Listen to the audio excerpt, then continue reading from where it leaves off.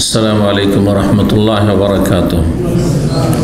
إن الحمد لله نحمده ونستعينه ونستغفره ونعوذ بالله من شرور أنفسنا ومن سيئات أعمالنا. من يهده الله فلا مضل له ومن يضلل فلا هادي له. وأشهد أن لا إله إلا الله وحده لا شريك له وأشهد أن محمدا عبده ورسوله صلى الله تعالى عليه وعلى آله وصحبه وسلم تسليما كثيرا. أما بعد، فقد قال الإمام البخاري رحمه الله تعالى: باب ما كان النبي صلى الله عليه وسلم لا يأكل حتى يسمى له فيعلم ما هو. قال حدثنا محمد بن مقاتل أبو الحسن قال أخبرنا عبد الله قال أخبرنا يونس عن الزهري قال أخبرني أبو أمامة بن سهل بن حنيف الأنصاري رضي الله تعالى عنه أن ابن عباس أخبره أن خالد بن الوليد رضي الله تعالى عنهم الذي يقال له سيف الله أخبره أنه دخل مع رسول الله صلى الله عليه وسلم على ميمونة وهي خالته وخالة ابن عباس رضي الله تعالى عنهم، فوجد عندها ضبا محنوذا قدمت به أختها حفيدة بنت الحارث من نجد। الحديث।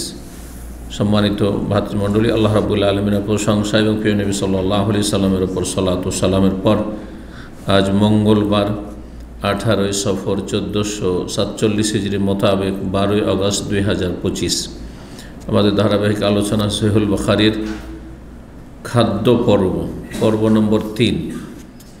ইমাম বুখারীর এই খাদ্য পর্বের অধ্যায় নম্বর 10। এতে ইমাম বুখারী রাহিমাহুল্লাহ যে বিষয়টি নিয়ে এসেছেন তা হচ্ছে নবী সাল্লাল্লাহু আলাইহি সাল্লামের সামনে কোনো খাবার পেশ করা হলে তার কথা উল্লেখ করা হইতো যে সেটা কি, জিজ্ঞাসা করতেন অথবা না জিজ্ঞাসা করে আগে বলা হইতো তাকে সাধারণত যে এটি হচ্ছে এই খাবার, আর তারপরে তিনি জেনে তারপরে খেতেন। পছন্দ হলে খেতেন আর না পছন্দ হলে কোনো দোষ ত্রুটি চর্চা করতেন না। যেমন হাদিস রয়েছে, আসছে হাদিস, কোনো দোষ খাবারে চর্চা করতেন না, কোনো ত্রুটি থাকলে খারাপ থাকলে বরং ছেড়ে দিতেন, খেতেন না।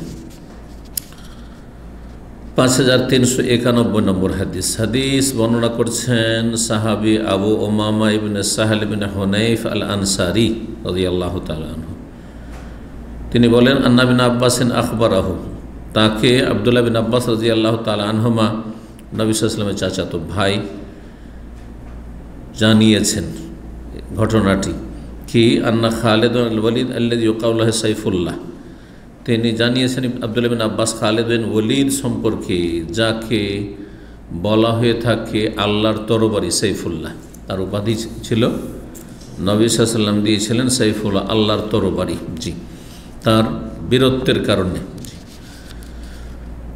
আখবরাহু, খালিদ বিন ওয়ালিদ তাকে জানিয়েছেন, মানে খালিদ বিন ওয়ালিদ সাহাবী, তাহলে আব্দুল্লাহ বিন আব্বাসকে জানিয়েছেন, আব্দুল্লাহ বিন আব্বাস জানিয়েছেন আর একজন সাহাবী আবু উমামা সাহল বিন হুনাইফ আনসারীকে, পরপর 3 জন সাহাবী রাদিয়াল্লাহু তাআলা আনহু আজমাইন। বলছেন ঘটনা যেহেতু খালিদ বিন ওয়ালিদ এবং আব্দুল্লাহ বিন আব্বাসের ঘরের, মানে খালার ঘরের, বলছেন আন্নাহু তাখালা মা রাসূলিল্লাহ সাল্লাল্লাহু আলাইহি ওয়াসাল্লাম, বলছেন যে খালিদ বিন ওয়ালিদ একদিন প্রবেশ করলেন রাসূলুল্লাহ সাল্লাল্লাহু আলাইহি ওয়াসাল্লামের সাথে আলা মাইমুনা রাদিয়াল্লাহু তাআলা আনহার ঘরে। মাইমুনা রাদিয়াল্লাহু তাআলা আনহা নবী সাল্লাল্লাহু আলাইহি ওয়াসাল্লামের সহধর্মিণী, উম্মুল মুমিনিন। মক্কার কাছাকাছি মক্কা প্রবেশ করতে, আজকাল মক্কা ঢুকতে মদিনা থেকে প্রথম যেই মহল্লাটি পড়ে নওয়ারিয়া, এখানে তার কবর আছে, এখানে বিয়ে হয়েছিল নবী সাল্লাল্লাহু আলাইহি ওয়াসাল্লামের সাথে, সফরে বিয়ে হয়েছিল। সাহাবায়ে কেরামের জামানায় নবী সাল্লাল্লাহু আলাইহি ওয়াসাল্লাম এবং সাহাবায়ে কেরামদের অনেকের সফরই বিয়ে হইত। বিয়ের জন্য আজকালকার মতো প্রস্তুতি আগে থেকে 2-4-6 মাস আগে থেকে, আর তারপরে ধুমধাম, আর তারপরে ইত্যাদি ইত্যাদি, এসব কিচ্ছু ছিল না। বিয়ে একবার সিম্পল সাদা সিধা, যাতে কোনো খরচ নেই। মেয়ে পক্ষের তো কোনোই খরচ নেই ইসলামে, আর ছেলে পক্ষের খরচ শুধু মোহর আছে এত, আর অলিমা যতটা পারে, আর অলিমা দেখলেন যার কাছে যা জুটে। জি, তো তাতে কিন্তু বরকত ছিল। আর আজকাল যত বেশি খরচ করছেন তত অশান্তি, পারিবারিক জীবনে শান্তি নেই আজকাল অধিকাংশ মানুষের। কারণ মানুষ যখন বেশি অপচয় করে তখন আল্লাহ বরকত ছিনিয়ে নেয়। বেশি অপচয় করলে বরকত আল্লাহ কমিয়ে দেন বা ছিনিয়ে নেন। আর তারপর হারামের সংমিশ্রণ, অবাধ মেলামেশা, নারী পুরুষ একাকার, বিভিন্ন হারাম কাজ বিয়েতে, এগুলো বরকতহীনতার মূল কারণ। জি। তো মাইমুনা রাদিয়াল্লাহু তাআলা ঘরে প্রবেশ করলেন, রাসূলুল্লাহ সাল্লাল্লাহু আলাইহি ওয়াসাল্লাম তার সাথে খালিদ বিন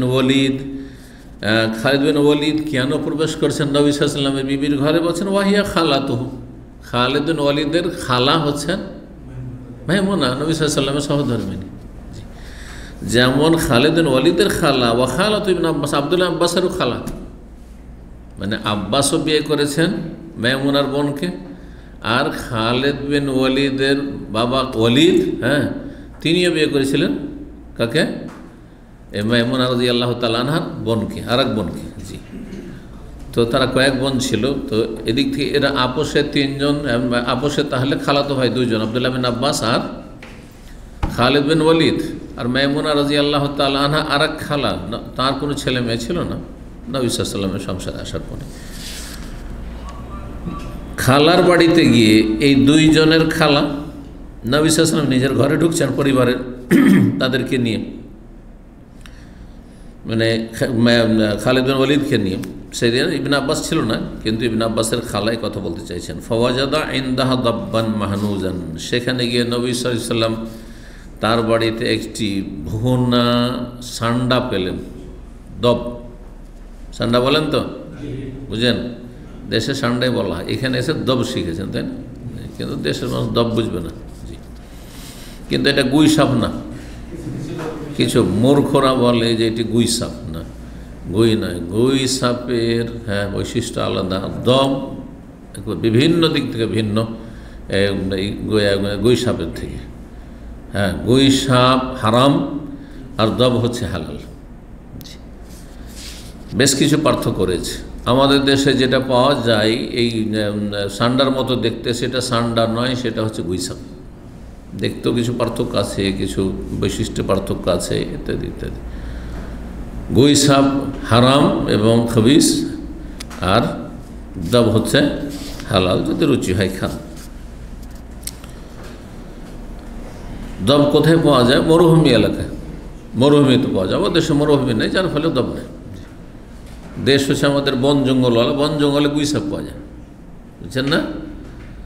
এক মোল্লা ছিল আমাদের এলাকায়, আল্লাহ হেদায়েত করে ওকে, জানি না এখন ছেড়েছি কিনা। কত যে গুই সাপ খেয়েছে, ও বলছে এটা হচ্ছে দম, এটা হচ্ছে সান্ডা, না সান্ডা নাইট। আউযুবিল্লাহ। এই জন্য এলেম যদি ভালো না থাকে, সামান্য এলেম, তাহলে নিজেকেও সর্বনাশ করে, অন্যরও সর্বনাশ করে। ওর ফতোয়াকে যদি দেখা দেখে আমল করা শুরু করে, তো ও হারাম গেল, হারাম গেল।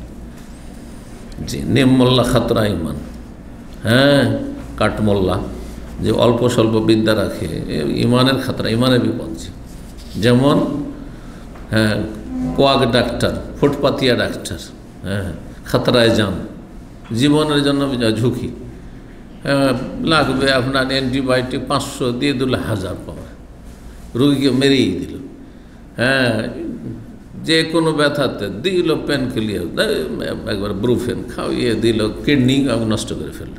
হচ্ছে এটা। কিন্তু এই জন্য আজকালকার মানুষের একটু পয়সাও হয়েছে, সচেতন হয়েছে। আগে তো কক ডাক্তারের কাছে মানুষ ওষুধ পানি নিত, এখন সাধারণত নেয় না। তো এতটা অন্তত শরীর স্বাস্থ্যের ক্ষেত্রে, দুনিয়ার ক্ষেত্রে মাশাআল্লাহ মুসলিমরা সচেতন হয়েছে। কিন্তু জান্নাত জাহান্নাম নিয়ে কোনো চিন্তা না, ওই ক্ষেত্রে এরা ঘুমন্ত। ব্যাস, যে হুজুরের বেশভূষায় আছে আর সোশ্যাল মিডিয়াতে চলে এসছে, আর তার সব কিছু ফলোয়ার হয়ে গেছে, ফ্যান হয়ে গেছে, ওর কথাই শুনছে না। ওর আকীদা ঠিক আছে কি না, ওর এলেম আছে কি না, কোথা থেকে লেখাপড়া করেছে, ব্যাস ওয়াজ করে যে একজন আলেম বলেছে, ওয়াজ করলে আলেম, সোশ্যাল মিডিয়াতে চলে আসলে আলেম হয়ে যায়, মুফতি হয়ে যায়। আল্লাহ হেদায়েত করুক, আল্লাহ হেদায়েত করুক। যার ফলে আমাদের সে উদ্ভট কথা পাওয়া যায়। হাফেজ জাহান্নামে যাবে। গত জুমের পরিকল্পনা, গত রবিবারে জিজ্ঞেস করছেন যে একজন আলেম বলেছেন যে হাফেজ জাহান্নামে যাবে, আরও কি বললো হাফেজ সম্পর্কে, এসব বলেন তো দেখি। আরে হাফেজ হওয়া যথেষ্ট নয়, শুধু হাফেজের সাথে আলেম করেন, কিন্তু হাফেজ হয়ে দোষটাই কী করলো যদি আমল ঠিক রাখে? তো স্কুলে পড়ে জাহান্নামে যাবে? তো যদি স্কুলে পড়ে জাহান্নামে না যায়, কলেজে পড়ে জাহান্নামে না যায়, সার্টিফিকেট দিতে পারবেন জাহান্নামের? তো হাফেজ হলে কেন জাহান্নামে চলে যাবে? তো আরও ভালো কাজ করেছে কিছু, কথা বলছেন না? তো এত জাহেলের জাহেল, আর তারা আমাদের সমাজে আলেম। প্রশ্ন করে বলছে একজন আলেম বলেছে, আমি বললাম ও আলেম হইতেই পারে না।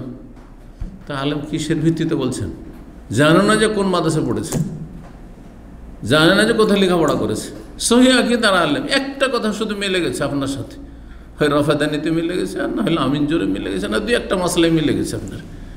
এদিকে ও হচ্ছে জঙ্গিদের পৃষ্ঠপোষক, অথবা ও তবলিগীদের সাথে মহাব্বত, হ্যাঁ এই জামাতিদের সাথে মহাব্বত, শিয়াদের সাথে মহাব্বত, একটা দুটো কথা মিলে গেছে।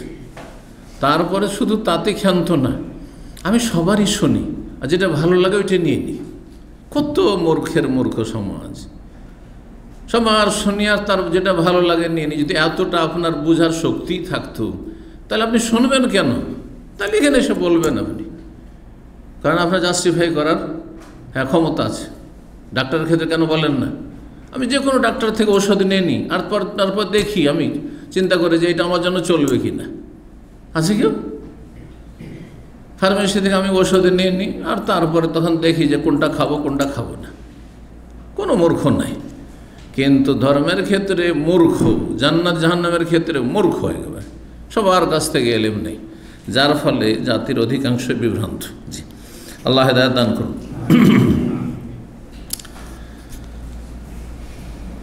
বলছিলাম জব আলাদা আর গুইসাপ আলাদা। জি, আরব দেশে যেটা পাওয়া যায় মরুভূমিতে, সেটা হচ্ছে দব, সান্ডা, সেটা হালাল। জি, তো ভুনা ছিল সেটি। কাদেমাদ বেহি উখতুহা, সেটা আসলো কোথা থেকে? মক্কা মদিনাতে, হেজাজে পাওয়া যায় না। মক্কা মদিনা এলাকাকে হেজাজ বলা হয়। প্রত্যেকটা এলাকার নাম আছে আরব দেশের, হ্যাঁ, ভৌগোলিক নাম আছে। যেমন আমাদের দেশে বিভিন্ন এলাকা বিভিন্ন নাম আছে। কিছু চর এলাকা, হ্যাঁ, কিছু দিয়াড় এলাকা, দিয়াড় আবার দিয়াড় এলাকা, যারা বুঝে তারা হয়তো, আপনাদের দিকে নেই সেজন্য বুঝে না, আমরা বুঝি। আর বরিন্দ্র এলাকা, দাদা বুঝছেন, ইত্যাদি ইত্যাদি ভাগ আছে। ঠিক ওই রকমই নাজদ, হেজাজ, তেহামা, গৌর, হ্যাঁ, ইত্যাদি ইত্যাদি এইভাবে ভাগ আছে। জি, তো বলছেন যে সেই দব মদিনায় আসলে কি করে? নবী সাল্লাল্লাহু আলাইহি ওয়াসাল্লামের স্ত্রীর বাড়িতে। বলছেন কাদেমাত বে উখতুহা, তার বোন যার নাম ছিল হোফায়দা বিনতুল হারিস, এই হারিসের মেয়ে হোফায়দা, আর নবী সাল্লাল্লাহু আলাইহি ওয়াসাল্লামের বিবির নাম হচ্ছে মাইমুনা বিনতুল হারিস। জি, তিনি নিয়ে এসেছিলেন এই দবটি, সান্ডা, মিন নাজদ, নাজদ থেকে, রিয়াদ, কাসিম, এই এলাকা থেকে। এলাকায় সান্ডা পাওয়া যায়। ফাকাদ্দামাত দাব্বা লিরাসূলিল্লাহ সাল্লাল্লাহু আলাইহি ওয়াসাল্লাম, তখন উম্মুল মুমিনিন মাইমুনা রাদিয়াল্লাহু তাআলা আনহা সেই দব বা সান্ডার গোশত রাসূলুল্লাহ সাল্লাল্লাহু আলাইহি ওয়াসাল্লামের সামনে পরিবেশন করলেন, কাদ্দামাত পেশ করলেন। ওয়া কানা কাল্লামা ইউকাদ্দিমু ইয়াদাহু লিতামিন হাত্তা ইউহাদ্দাসা বিহি ওয়া ইউসাম্মা লাহু, এইখানে অধ্যায়ের সাথে সম্পর্ক এই বাক্যটির।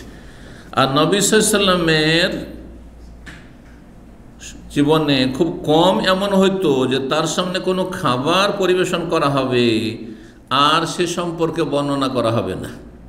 মানে যে কোনো সময় খাবার তার সামনে কেউ পেশ করলে বলা হয়তো যে এইটা খাসির গোস্ত, না এটা গরুর গোস্ত, না এটা উটের গোস্ত, না এটা কী থেকে তৈরি হয়েছে, বলা হয়তো। জি, কারণ অনেক সময় দেখে বোঝা যায় না, দেখে বোঝা যায় না।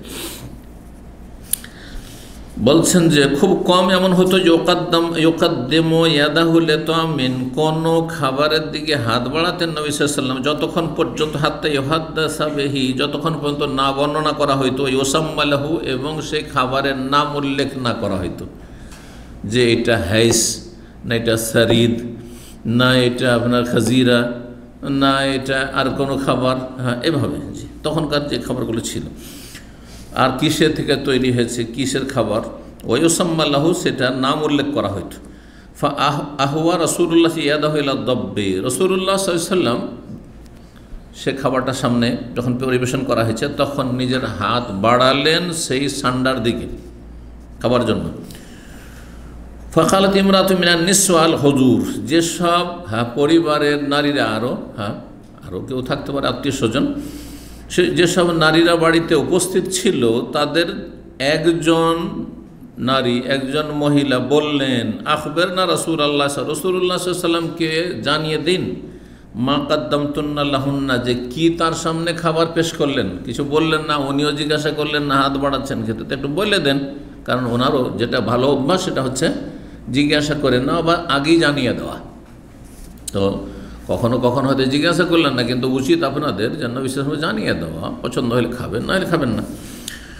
তো তাকে জানিয়ে দেন। এক মহিলা বলল, আখবরনা রাসূলুল্লাহ মা কাদ্দামতুল্লাহ হুয়া দাব্বু ইয়া রাসূলুল্লাহ, তখন বলা হইল যে সে এটি হচ্ছে কিন্তু সান্ডা ইয়া রাসূলুল্লাহ, হে আল্লাহ রসুল, এটি হচ্ছে দব, সান্ডা। ফারাফা রাসূল ইয়াদাহু আনিদ দব্বে, তখন রাসূলুল্লাহ সাল্লাল্লাহু আলাইহি ওয়াসাল্লাম তার মোবারক হাত দব সান্ডা খাওয়া থেকে গুটিয়ে নিলেন, উঠিয়ে নিলেন, মানে আর খেলেন না, হাত দিতে যাচ্ছিলেন, হাত টেনে নিলেন।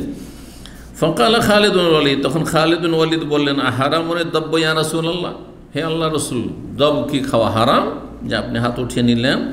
কাল আল্লাহ আল্লাহ হারাম নাই, ওয়ালাকিন লাম ইয়াকুন বিআরদি কওমি, আমার বংশের মাতৃভূমিতে, আরদ ভূমি মানে মাতৃভূমি, আরদুল কওম মানে হচ্ছে মাতৃভূমি, আমার মাতৃভূমি মক্কায় বা হেজাজে এটা হয় না, আসলে এ দব পাওয়া যায় না। ফাআজেদনি আফহু, সুতরাং সেটি খেতে আমি অরুচি বোধ করছি। ফাআজেদনি, আমি অনুভব করছি, আফহু অরুচি, অপছন্দ লাগছে। যেটা খেতে মানুষের অভ্যাস নাই সেটা হঠাৎ করে, অধিকাংশ মানুষ পারে না, কিছু মানুষ পারে, ও সবই খেতে পারে। মানুষ দুই রকম আছে, একই বাপের ছেলে মেয়ে দুই রকম আছে। কিছু বাচ্চা যা দিবেন তাই, একবারে যা দিবেন তা, কিছু জিজ্ঞাসা করা করে না, আর কোনো অরুচি বলে কিছু নেই। কিন্তু অনেকে আছে যেগুলোকে আমাদের ভাষা বলে চারা বাচ্চা, এই চারা বেছে বেছে খাবে, এটা চলবে না, এটা খাবো না, ওটা খাবো না, যে এরকম আছে। আর সেটা যদি অন্য জাতির খাবার হয়, এখন আপনার সামনে যদি ইন্দোনেশি বা ফিলিপাইনি খাবার দেওয়া হয়, তো অনেকেই পারবেন না। ইন্দোনেশি ফিলিপাইনকে বাঙালি, আপনি ভাবছেন হাসছেন, কিন্তু বাঙালি খাবার যদি ওদেরকে দেওয়া, ওরাও পারবে না, বুঝতে পারছেন না? তো জীবনের প্রথম ইটালিয়ান নাস্তা নিয়ে এসছে আমার জন্য, আর একজন ইটালিতে সে ভালো কুক মাস্টার ছিল, ইটালিয়ান নাস্তা, এটা আগে ইটালিয়ান নাস্তা করেছে কিন্তু অন্য ধরনের, সেটা খুব ভালো লেগেছে। কিন্তু নাস্তা একবারে সিম্পল, যেমন সামদেশের লোকেরা আপনার খায়, আপনার ফিলিস্তিন বা সিরিয়ার লোকেরা আপনার জৈতুন তেল আর তারপরে ইত্যাদি ইত্যাদি, সাদা সিধা। ওতে অবশ্য শরীর স্বাস্থ্যের জন্য খুবই ভালো, কিন্তু কোনো মজা পেলাম না খেয়ে, কথা বলছেন না? ফাজাদুন আফহু, তাতে আমি অরুচি বোধ করছি। কালা খালিদ বিন ওয়ালিদের অরুচি নেই।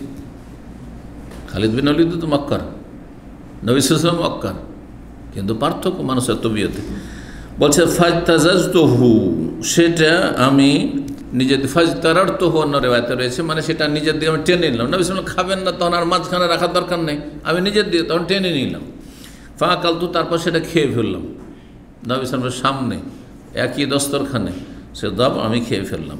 ও রাসূলুল্লাহ ইয়ানজুরু ইলাইয়া, রাসূলুল্লাহ আমার দিকে তাকাচ্ছেন, আমি খেয়ে ফেললাম। জি, জায়েজ আছে। আচ্ছা, যদি কেউ গরুর গোস্ত না খায়, হতে পারে এটা, গরুর গোস্ত খাওয়া সুন্নাত না, ওয়াজিব তো না, সুন্নাত না, কথা বুঝতে পারছেন না? কারণ আমরা বাঙালি সমাজে বাস করি, হিন্দুদের পাশাপাশি, আর মনে করি যে মুসলমান হওয়ার জন্য গরু খাওয়া তো শর্ত, তাই না? ভাই, কারো যদি রুচি না হয়, না খায়, কোনো দোষের কথা নেই, ও রুচি হয় না, গরুর গোস্ত খায় না, কারো স্বাস্থ্যের জন্য উপকারী নয়, অ্যালার্জি আছে, আমি জানি, এরকম আমাদের ছাত্র ভাইরে ছিল, গরুর গোস্ত খেতই না, গরুর গোস্ত খেলে ওর ফুলে যেত শরীর, অ্যালার্জি হয়ে যেত। এটা স্বাস্থ্যগত, এমনিও রুচির ব্যাপার আছে। আমি এখানে আসার আগে 27-28 বছর আগে যে জামিয়াতুল ইমামুল বুখারীতে যে পড়াইতাম, তো সেখানে একজন মাস্টার মশাই ছিলেন। তো মাস্টার নিউ মুসলিম, তার স্ত্রীও নিউ মুসলিমা। তো তাকে জিজ্ঞেস করছি, মাস্টার কী খবর, যেহেতু নিউ মুসলিম, মাঝে মাঝে একটু কথা বলতাম, তো কী খবর? সবই ভালো সে, কিন্তু বড় একটু পারিবারিক কষ্টে আছে। কি কষ্ট? বলছে আমার স্ত্রী 4-5 বছর হয়ে গেল মুসলমান হয়, এখন পর্যন্ত গরুর গোস্ত খাইতে পারলাম না। 4-5 বছর হয়ে গেল, এখন পর্যন্ত গরুর গোস্ত খাওয়াইতে পারলাম না। গরুর গোস্ত সামনে আমরা খেতে লাগলে ও বমি করা শুরু করে দিই। আমরা খাই কিন্তু ওকে খাওয়াইতে পারলাম না। মন খারাপ যে পাকা মুসলমান হয়নি এখন। আমি বললাম মুসলমান হওয়ার জন্য এটা শর্ত না। ওর রুচি হয় না, ওকে ছেড়ে দেন, স্বাধীন ছেড়ে দেন। আপনার রুচি আছে খুব খান আপনি, হ্যাঁ, ওর ভাগটা আপনি বেশি করে খেয়ে দেন। বুঝতে পারছেন না?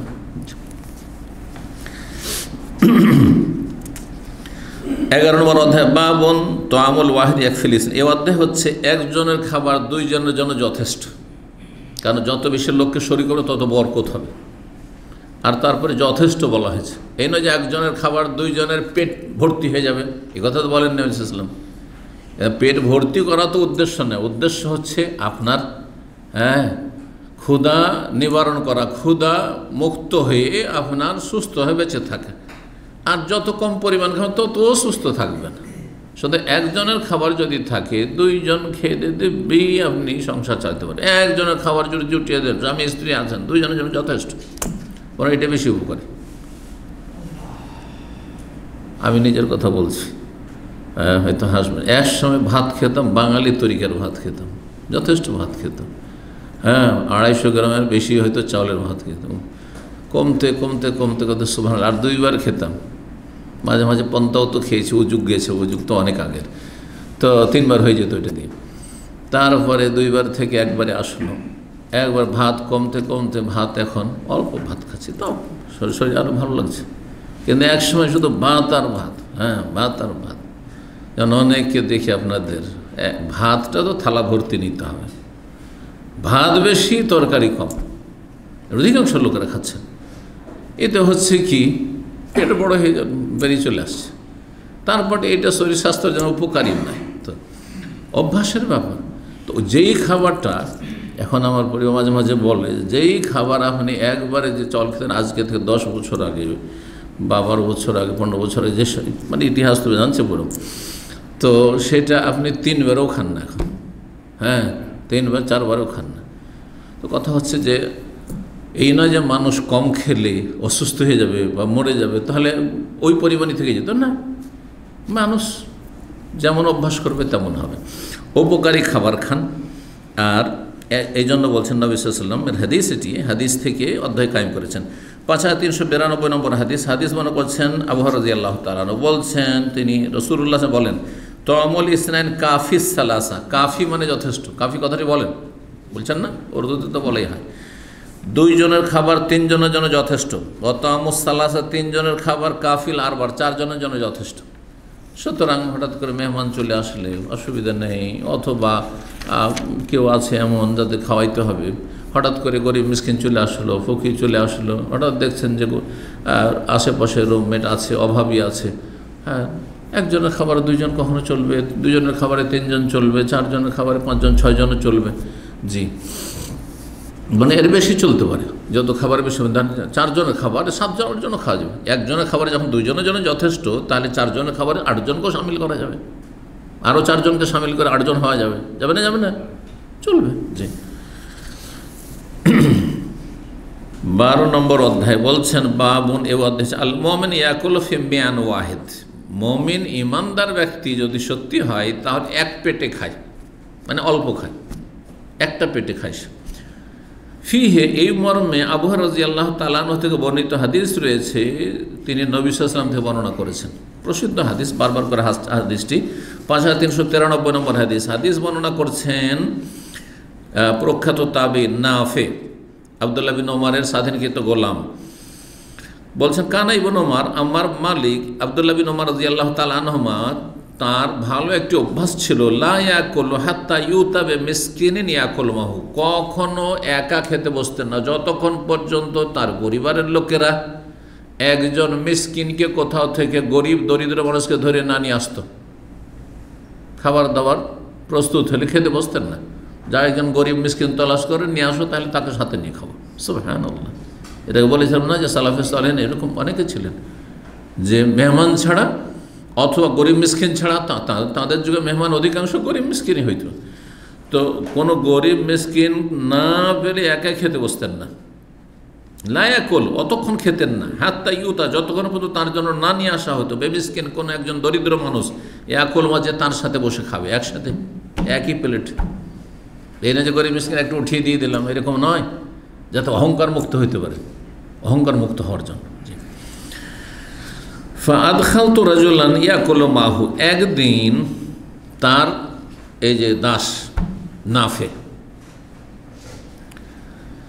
তিনি বলছেন যে একদিন এক লোককে আমি বাড়িতে প্রবেশ করালাম, নিয়ে গেলাম, যে খেতে হবে, যে মালিক একাই খাবেন না, আব্দুল্লাহ বিন উমর, হ্যাঁ একাই খাবেন না, একজন কাউকে তলাশ করে নিয়ে যেতে হবে। এমন এক লোককে নিয়ে গেলাম ইয়াকুলু মাহু, যে তার সাথে গিয়ে খাবে এই বলে, ফাআকালা কাসীরান, কিন্তু খুব বেশি পরিমাণ খেয়ে ফেললো, অনেক বেশি খেলো সেই গরিব মানুষ, তাকে নিয়ে গেছি। ফাকালা ইয়া নাফে, তখন আব্দুল্লাহ বিন বললেন, হে নাফে লা তুদখিল হাযা আলাইয়া, এই লোককে আর কখনো নিয়ে আসিও না, এই লোককে হ্যাঁ আমার সাথে খাওয়ার জন্য বা আমার বাড়িতে খাওয়ার জন্য কখনো নিয়ে আসিও না, পেটুক অনেক বেশি খেয়ে ফেলেছে। সামিতুন নবী সাল্লাল্লাহু আলাইহি ওয়াসাল্লাম, কারণ আমি নবী সাল্লাল্লাহু আলাইহি ওয়াসাল্লামকে বলতে শুনেছি, ইয়াকুল আল মুমিনু ইয়াকুলু ফি মিয়ান ওয়াহিদান, ইমানদার মানুষ এক পেটে খায়, ওয়াল কাফিরু ইয়াকুলু ফি সাবআতি আমআর, কাফির, অন্য riwayat রয়েছে কাফির এবং মুনাফিক অথবা মুনাফিক 7 পেটে খায়, মানে 7 গুণ খায়, 7 পেটে খায় মানে 7 গুণ খায়। এই হাদিসের অর্থ কি? এই অর্থ সম্পর্কে দুটো কথা বলা হয়েছে। একটি বলা হয়েছে এটা বাহ্যিক অর্থ, যে একজন মুমিন এক পেটে খায় শুধু, আর একজন কাফের ও 7 পেটে খায়, মানে 7 গুণ খায়, 7 পেটে খায়। আর ইমাম নববী রাহিমাহুল্লাহ বা আরও কিছু আইম্মা ইকরামগণ এর ভাষ্য বলেছেন, যা এর বাহ্যিক অর্থ না, আভ্যন্তরীণ অর্থ, সেটা হচ্ছে যে কাফেরের খাওয়া দাওয়াতে 7টি দোষণীয় দিক রয়েছে। লোভ লালসা, হ্যাঁ খারাপ দোষ, খাওয়ার উদ্দেশ্য হচ্ছে শুধু নিছক দুনিয়া, হ্যাঁ শুধু পেট ভর্তি করা আর দুনিয়ার স্বার্থ হাসিল করা ইত্যাদি ইত্যাদি, শরীর মোটা করা ইত্যাদি। তো এই খারাপ যে দোষগুলি রয়েছে এই 7টি, সেজন্য বলা হচ্ছে 7 পেটে খায়। যখন মানুষের উদ্দেশ্য হবে যে আমি যতদিন বেঁচে আছি শুধু আমোদ ফুর্তি করব, খাবো আর দাবো, মজ করব, আছে না অধিকাংশ লোকের অবস্থা এরকম, পয়সা আছে আর যখন সুস্থ আছি, হ্যাঁ তার কাজ কি শুধু হ্যাঁ আমোদ ফুর্তি করা, খাওয়া দাওয়া আর মজ মাস্তি করা। তো এটা হচ্ছে কাফেরদের চরিত্র। পক্ষান্তরে একজন মুমিন মানুষ, গতকালকে বলেছি বা তার আগে দার্সে বলেছি, যে মুমিন মানুষ খায় কিসের জন্য, না বেঁচে আছে কিসের জন্য, এই আল্লাহর ইবাদত করার জন্য। আর খায় কিসের জন্য, হ্যাঁ বেঁচে থাকার জন্য খায়, সুস্থ থাকার জন্য খায়। পক্ষান্তরে কাফের বেঁচে আছে কিসের জন্য, খাওয়ার জন্য বেঁচে আছে, ওর ধান্দাই শুধু খাওয়ার, যেখানে খাবার পাবে, যখন খাবার পাবে। তো এই জন্য বলেছেন নবী সাল্লাল্লাহু আলাইহি ওয়াসাল্লাম, আল কাফের কী করে, ইয়াকুলু ফি সাবআত, 7 পেটে খায়। তো তো 7 গুণ খেলো, এটা তো কাফেরদের চরিত্র, হয় সে মুনাফিক ছিল আর না হলে কাফের ছিল, অনেক সময় কাফেরকেও নিয়ে আসা হয়তো।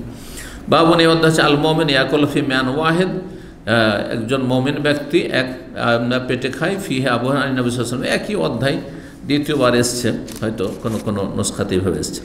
5394 নম্বর হাদিস, আব্দুল্লাহ বিন উমর রাদিয়াল্লাহু তাআলা আনহু বর্ণনা করেন একই হাদিস, রাসূলুল্লাহ বলেন, ইন্নাল মুমিনা ইয়াকুলু ফি মিয়ান ওয়াহিদ, মুমিন এক পেটে খায়, ওয়া ইন্নাল কাফিরা বিল মুনাফিকা।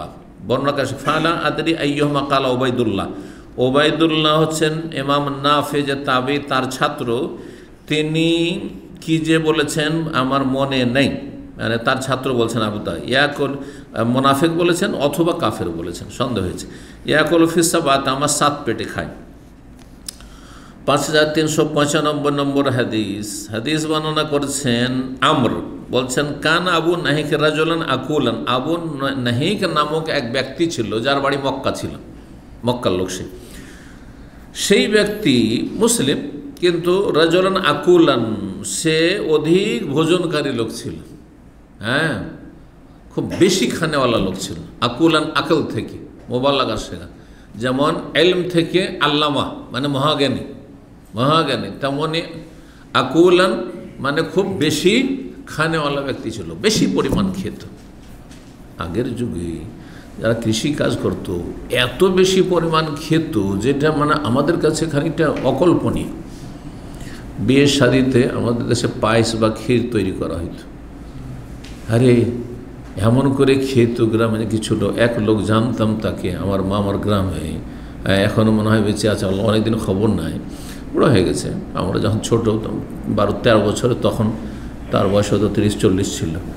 তো কম্পিটিশন লাগেছে পায়েস খাওয়ায়, 1 গামলা ভর্তি, গামলা বোঝেন তো, 1 গামলা ভর্তি ক্ষীর 5 কিলোর মতো খেয়ে ফেলেছে। কোন পেটে যে খেল, এই যে 7 পেটে খায়। মিষ্টি রসগোল্লা, আমার জীবনে ওই যুগটার কথা বলছি, যখন শুনলাম যে এক একজন মিষ্টি খায় 2 কিলো 3 কিলো একাই খেয়ে ফেলে, 4 কিলো 5 কিলো পর্যন্ত খাওয়া লোক নাকি আছে শুনেছি। তো 13-14 বছর বয়স, তখন একদিন পেয়েছি, জীবনের প্রথম মাত্র 4-5টা মিষ্টি পেয়েছি। তো মিষ্টি খাচ্ছি, তো 5টা মিষ্টি খেতে গিয়ে আর পারছি না, কারণ ভিতরে এমন হয়েছে যে আর ভিতরে ঢুকছে না।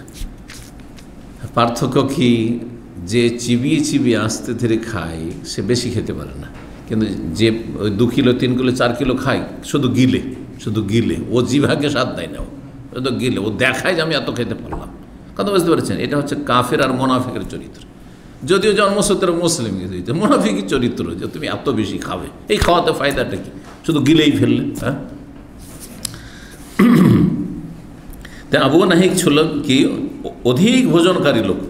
ফাকাল ইবনে আব্দুল্লাহ বিন উমর রাদিয়াল্লাহু তাআলা আনহুর জামানার লোক।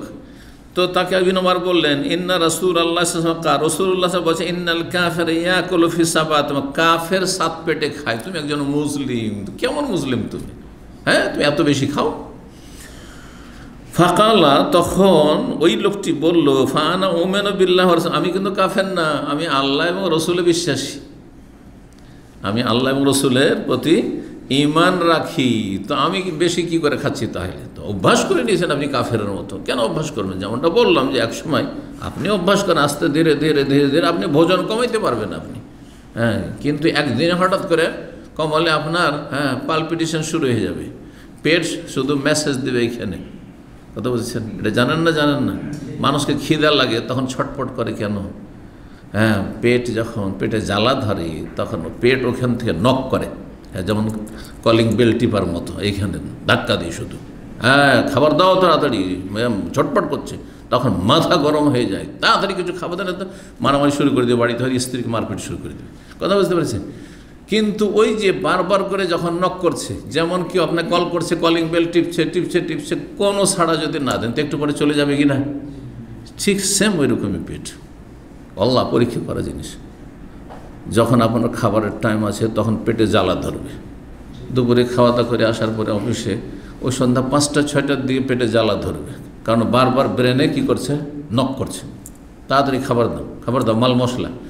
কিন্তু তারপরে এটাকে ভুলে যান, পানি টানি খেয়ে এদিক সেদিক করে, আর যদি খুব বেশি একটা খেজুর খেয়ে নেন, এই যে এক কথাই মোট কথা ভুলে থাকতো, বা কাজে নিজেকে ব্যস্ত করে দেন। হ্যাঁ, ভালো কাজে নিজেকে ব্যস্ত করে দেন, দেখবেন যে 1-2 ঘন্টা পরে আর 7টা আর খিদা লাগছে না, আর খিদা লাগবে না, ওটা রাত পার করে দিতে পারবেন আপনি। জি, আজকাল ওয়াটার ফাস্টিং করছে কিছু মানুষ, বুঝলেন? ওয়াটার ফাস্টিং একদিন না, শুনে তো প্রথমে বিশ্বাসই করছিলাম না, 24 ঘন্টা 48 ঘন্টা, তারপরে 3 দিন পর্যন্ত বলছে সুস্থ আছে তারা। বলছে প্রথম পেরেশানি হয়েছে, প্রথমে একটু পেরেশানি লাগবে, কিন্তু তারপর সব ঠিক হয়ে যাবে, কারণ পেট বারবার করে মেসেজ দিচ্ছে, আঘাত করছে, খেতে দাও, দেবো না, ঠান্ডা হয়ে যাবে। জি, এইটা হচ্ছে অভ্যাস মানুষের। 5396 নম্বর হাদিস, আবু হুরায়রা রাদিয়াল্লাহু তাআলা আনহু বলেন, রাসূলুল্লাহ সাল্লাল্লাহু আলাইহি ওয়াসাল্লাম বলেছেন, ইয়াকুলুল মুসলিমু ফি মিআন ওয়াহিদ, মুসলিম 1 পেটে খায়, ওয়াল কাফির ইয়াকুলু ফি সাবআতি আমআহ, কাফির 7 পেটে খায়। 5397 নম্বর হাদিস বর্ণনা করছেন আবু হুরায়রা রাদিয়াল্লাহু তাআলা বলেছেন, আন্না রাজুলান কানা ইয়াকুলু আকলান কাসীরান, জনৈক ব্যক্তি ছিল মদিনায়, সে খুব বেশি পরিমাণ খাবার খেত, অভ্যাস ছিল বেশি খাওয়া, সে কাফের ছিল। ফা আসলামা, তারপরে সে ইসলাম গ্রহণ করলো। ইসলাম গ্রহণ করার পরে ফাকানা ইয়াকুলু আকলান কালিলান, তারপরে অল্প খাওয়া শুরু করলো। মুসলমান হওয়ার পরে তার খাবারের পরিমাণ কমে চলে আসে, অল্প খেতে লাগলো। ফাজুকির আলিকে নবী, তখন এই ঘটনাটি নবী সাল্লাল্লাহু আলাইহি ওয়াসাল্লামের সামনে বর্ণনা করা হলো যে ইয়া রাসূলুল্লাহ, ঘটনা এইরকম, এই লোকটি ইসলাম কবুল করার আগে অনেক বেশি খেত, আর এখন ইসলাম কবুল করার পরে ওকে খেতে দিচ্ছি, পরিমাণ খাবারে যথেষ্ট থাকছে কিন্তু খেতে চায় না, অল্প খাচ্ছে। তখন নবী সাল্লাল্লাহু আলাইহি ওয়াসাল্লাম এই হাদিসটি বলেছিলেন, ইন্নাল মুমিনা ইয়াকুলু ফি মিয়ান ওয়াহিদ, নিশ্চয় মুমিন এক পেটে খায়, ওয়াল কাফির ইয়াকুলু ফি সাবআতি আমআ, সাত পেটে খায়। জি। 13 নম্বর অধ্যায় বাবুল আকলে মুত্তাকিন, এই অধ্যায় হচ্ছে হেলান দিয়ে খাওয়া দাওয়া করা, হেলান দিয়ে বসে খাওয়া দাওয়া, এটি কি হ্যাঁ নিষেধ, অপছন্দনীয়, মাকরুহ, হারাম নয় কিন্তু অপছন্দনীয়।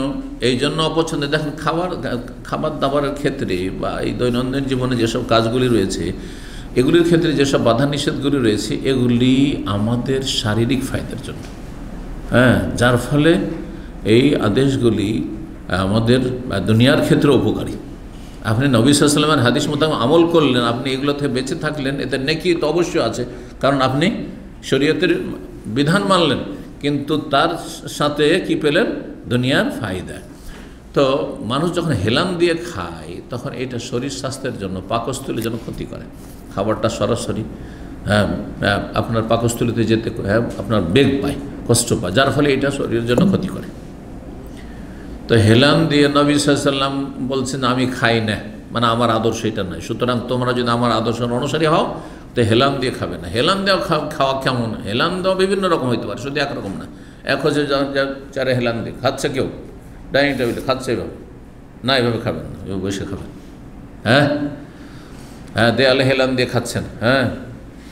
তো হেলান দিয়ে খাওয়াই যদি নিষেধ হয়, তাহলে কেউ শুয়ে শুয়ে যদি খায় ক্ষতি, শুয়ে শুয়ে যদি খায় তো সেখানে আপনার শ্বাসের যে নালী রয়েছে তাতে খাবার চলে যাওয়ার খুব আশঙ্কা আছে, আর একটা দানা যদি সেদিকে চলে যায় তো মানুষ মারা যায়।